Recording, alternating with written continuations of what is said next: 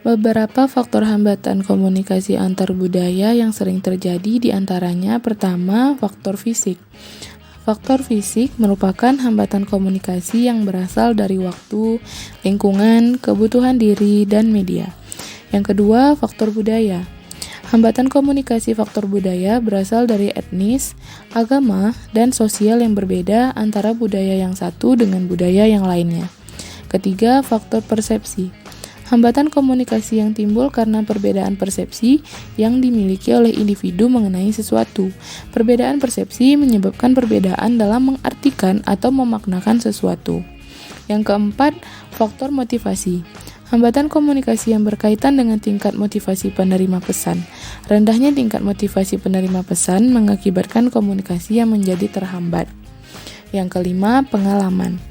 Hambatan komunikasi yang disebabkan oleh pengalaman masa lalu yang dimiliki individu misalnya. Perbedaan pengalaman ini dapat menyebabkan perbedaan dalam konsep serta persepsi terhadap sesuatu hal.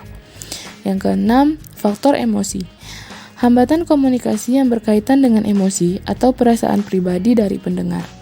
Apabila emosi pendengar sedang buruk, maka hambatan komunikasi yang terjadi akan semakin besar dan sulit untuk dilalui. Yang ketujuh, faktor bahasa. Hambatan komunikasi yang terjadi ketika pengirim pesan atau sender dan penerima pesan atau receiver menggunakan bahasa atau kata-kata yang tidak dimengerti oleh penerima pesan sehingga menimbulkan ketidaksamaan makna. Yang kedelapan, faktor nonverbal. Hambatan komunikasi yang berasal dari isyarat atau gestur. Yang terakhir, faktor kompetisi.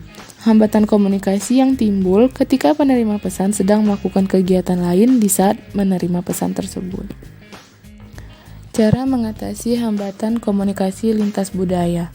Yang pertama, memperbaiki dan meningkatkan kompetensi lintas budaya.